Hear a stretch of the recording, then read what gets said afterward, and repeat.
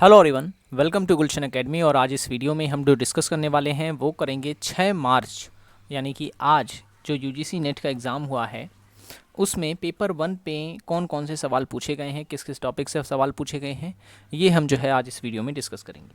Video पसंद आ रही हो तो लाइक ज़रूर करना, चैनल को सब्सक्राइब नहीं किया तो ज़रूर करें। अगर आपका एग्ज़ाम बाद में है तो आपके लिए वीडियो काफ़ी इंपॉर्टेंट है, क्योंकि हम इस वीडियो में डिस्कस करेंगे कि और किस टाइप के क्वेश्चन जो हैं आगे पूछे जा सकते हैं। ठीक है, क्योंकि हम लोग टॉपिक का यहाँ पर विश्लेषण करते हैं, तो वीडियो को एंड तक ज़रूर देखें। अगर आप तैयारी कर रहे हैं पेपर 1 की तो आप हमारी पहले की वीडियोस को ज़रूर देखें, एक्सप्लेनेशन वीडियोस, जिस पे हमने जो है हैंड रिटन नोट्स करवा रखे हैं।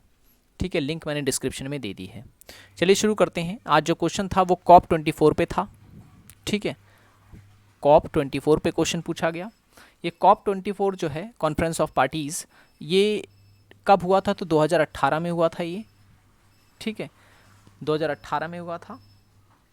और भी इससे कई सारे टॉपिक जो हैं क्वेश्चन बन सकते हैं, तो आप उसे जो है, चलिए एक क्वेश्चन आपके लिए है, COP 24 किस जगह पे हुआ था? ये आप मुझे कमेंट करके बताएंगे। ठीक है, प्लेस आप बताएंगे कि इस कहाँ पे हुआ था। कई बार बता चुका हूँ मैं। ठीक है, अंतर्राष्ट्रीय सौर गठबंधन, इस पर भी मैंने कई बार डिस्कस किया था, ये फिर से आज रिपीट हुआ। ठीक है, अंतर्राष्ट्रीय सौर गठबंधन के ऊपर। ठीक है, इंटरनेशनल सोलर अलायंस जिसे हम कहते हैं। हेडक्वार्टर इसका क्या है? मुख्यालय। तो ये आपको याद रखना है, मुख्यालय कहाँ पर है इसका? तो वो है हरियाणा के गुरुग्राम में। ठीक है, हरियाणा के गुरुग्राम में है इसका मुख्यालय। और इसकी स्थापना जो है वो भारत के प्रधानमंत्री नरेंद्र मोदी और, ठीक है, और फ्रांस के प्रधानमंत्री इमैनुअल मैक्रोन के द्वारा जो है की गई थी। ठीक है, ये सौर ऊर्जा की तरफ एक उठाया गया बहुत ही बड़ा कदम है। ईमेल डॉट BCC करके सवाल पूछा गया। ईमेल डॉट BCC करके सवाल पूछा गया। अब क्या था पूरा ये तो मुझे नहीं क्लियर है, लेकिन इस तरीके का क्वेश्चंस पूछा गया है। शायद इसके पार्ट पूछ रहा था, ये क्या पूछ रहा था ये क्लियर नहीं है, लेकिन फिर मैं बता दूं। जिस ईमेल की हम बात करते हैं, इस ईमेल का आविष्कार किया था रे मॉमलिंसन ने।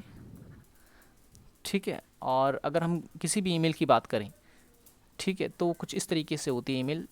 जैसे एक ईमेल मैं यहाँ लिख देता हूँ, rana@silvergraphic.com। ठीक, अब मान लो ये मैंने ईमेल लिख दी एक।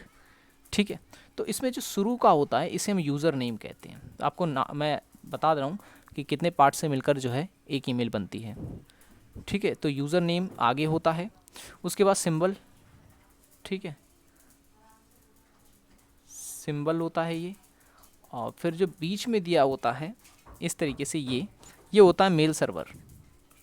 ठीक है, ये होता है मेल सर्वर। और फिर जो लास्ट में डॉट करके दिया होता है ये होता है डोमेन। ठीक है, डोमेन होता है। जैसे .com लिखा यानी ये कमर्शियल वेबसाइट है। अगर यहाँ पे .in लिखा होता यानी इंडिया की वेबसाइट होती। यहाँ पर अगर .ac लिखा होता यानी एकेडमिक वेबसाइट है। यहाँ पर अगर .net लिखा हो तो नेटवर्किंग कोई वेबसाइट है। ठीक है, तो इस तरीके से जो है ये डोमेन अलग अलग होता है। समूह संचार के ऊपर क्वेश्चन पूछा गया।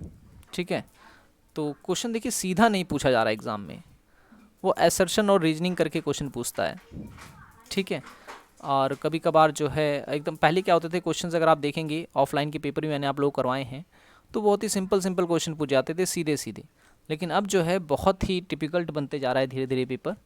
ठीक है, तो समूह संचार के ऊपर भी जो है थोड़ा सा टफ बना दिया गया था क्वेश्चन को।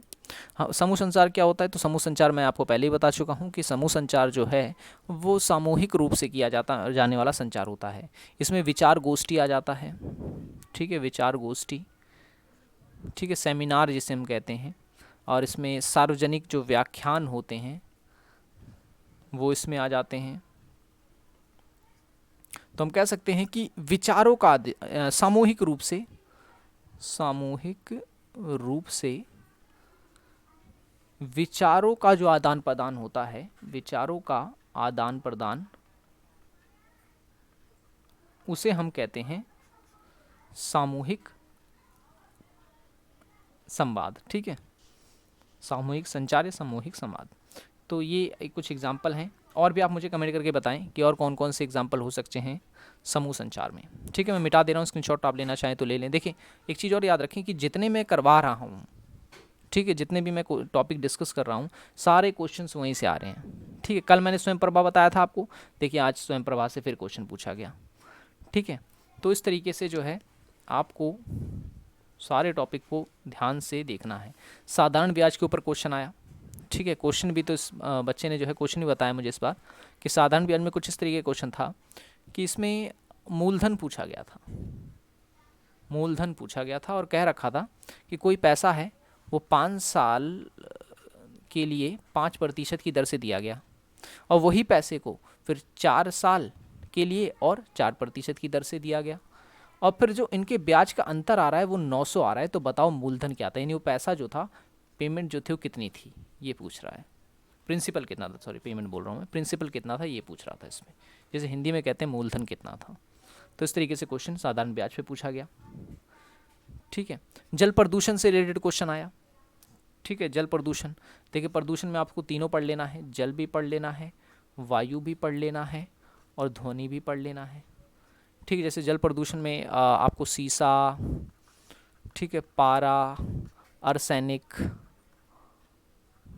ठीक है, आर्सेनिक, ये सारे के सारे तत्व जो पते होने चाहिए जो जल को दूषित करते हैं। ठीक है, और वायु प्रदूषण में जैसे CFC हो गया, क्लोरोफ्लोरोकार्बन जिसे हम कहते हैं, CH4 हो गया, मीथेन जिसे हम कहते हैं, CO2 कार्बन डाइऑक्साइड हो गया। ठीक है, ये सारी गैस जो है ये वायु को प्रदूषित करने वाली है। सल्फर डाइऑक्साइड हो गया। तो ये सारी गैसें जो हैं ये आपको पता होनी चाहिए इससे कौन कौन से रोग होते हैं। ठीक है, लेकिन वायु प्रदूषण की गैसें दूषित करती हैं। ध्वनि प्रदूषण में आपको जो है पता होना चाहिए कि कितना से कितना डेसिबल जो है वो वातावरण के लिए जो है हानिकारक होता है। ठीक है, तो इस पर आप पोल्यूशन पे तो क्वेश्चन सब लगातार पूछे जा रहे हैं, तो इस पर आपकी पकड़ अच्छी होनी चाहिए, इसे जरूर पढ़ लें। DI जो है, बच्चे को कहना है कि DI आज की टफ थी, कैलकुलेटिव काफ़ी थी, परसेंटेज में दी गई थी। ठीक है, परसेंटेज में DI आई थी जिसमें कुछ HR है, कोई अकाउंटेंट है और उसके बाद जो है कुल कर्मचारियों की संख्या परसेंट में दे रखी थी, पुरुषों की संख्या परसेंटेज में दे रखी थी। ठीक है, और किन किन का प्रमोशन हुआ है ये इस तरीके से बना रखा था, काफ़ी टफ कर रखा था, वो काफ़ी कैलकुलेटिव थी। ठीक है, तो मेरे हिसाब से तो इस तरह की DI जो है काफ़ी कैलकुलेटिव मानी जाएगी जब परसेंटेज में दी गई है और इस तरीके से काफ़ी सारे सेक्शन बना दिए गए हैं। और नेमोनिक्स से क्वेश्चन था। नेमोनिक्स क्या होता है? नेमोनिक्स के बारे में मैं बता दूं। नेमोनिक्स क्या होती है? एक टेक्निक होती है जिसके थ्रू जो है कोई भी टॉपिक को हम कहानी नुमा या किसी स्ट्रक्चर के थ्रू जो है बच्चों को जब हम पढ़ाते हैं तो उसे हम नेमोनिक्स कहते हैं। जैसे कि अब हमें जो है बच्चों को पढ़ाना है, एग्जाम्पल के तौर पर हम ले लेते हैं, कोई स्टोरी बतानी है, ठीक है, राम और श्याम की, तो मैं राम की शक्ल ऐसे बना दूंगा और श्याम की शक्ल ऐसे बना दूंगा। अब फिर मैं अगर ये कहना चाहता हूँ कि राम ने श्याम को मारा, अगर मैं ये कहना चाहता हूँ राम ने श्याम को मारा, तो मैं एक ऐसे तीर सी बनाऊंगा और इस पर क्रॉस का निशान लगा दूंगा। तो इससे क्या हुआ, इससे मैंने एक बार बता दिया। अब बच्चा अगर उस डायग्राम को फिर से देखेगा, उस चित्र को फिर से देखेगा, तो वो समझ जाएगा कि जो है राम ने श्याम को मारा था। ठीक है, तो इस तरीके से जब हम कोई चीज़ याद करते हैं ड्रॉ करके तो उसे नेमोनिक्स की टेक्निक कहते हैं। शिक्षण के क्षेत्र में इसका काफ़ी इस्तेमाल होता है।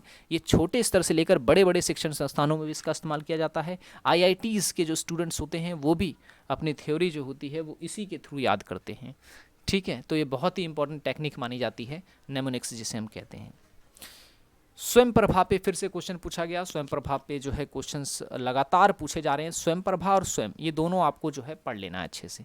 स्वयं प्रभा वही है जो मैंने आपको बताया था, कुल जो है 34 DTH चैनल हैं, 24 घंटे 7 दिन के लिए चलाए जाते हैं। 4 घंटे का कंटेंट दिया जाता है जिसे दिन में 5 बार रिपीट किया जाता है।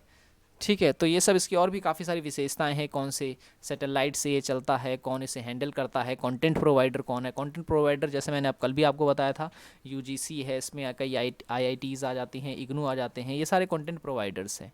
ऑलरेडी मैं इस पर डिस्कस कर चुका हूँ। पेपर अगर आपका बाद में है तो आप हमारी ये जो डिस्कशन वाली सीरीज़ है, ठीक है, जिसमें मैंने पेपर का एनालिसिस या कहें कि टॉपिक का एनालिसिस किया है, आप ये ज़रूर देख के जाएँ और इसी के बेस पर अपनी तैयारी भी करें। ठीक है, नो डाउट बहुत ही ज़्यादा टिपिकल क्वेश्चन नहीं है अगर आप सही वे में तैयारी कर रहे हैं तो। ठीक है, तो आज की वीडियो में इतना ही। आई होप ये वीडियो आपको पसंद आया होगा। वीडियो पसंद आया हो तो लाइक ज़रूर करें, चैनल को सब्सक्राइब नहीं किया तो ज़रूर कर लें, ताकि जब जब हम वीडियोस डालें आपको नोटिफिकेशन मिलता रहे। पहले की वीडियोस अगर आप देखना चाहते हैं तो लिंक मैंने डिस्क्रिप्शन में डाल दी है। एक्सप्लेनेशन नाम की वीडियोस या प्लेलिस्ट है एक अलग से एक्सप्लेनेशन वीडियोस की, तो आप उस पर क्लिक करके हमारी वीडियोस को देख पाएंगे। ठीक है, या तो प्लेलिस्ट पे आप सीधा चले जाएं या तो लिंक जो है डिस्क्रिप्शन में दी है वहाँ पे क्लिक करके चले जाएं। सो मिलेंगे हम नेक्स्ट वीडियो में। Thanks for watching this video.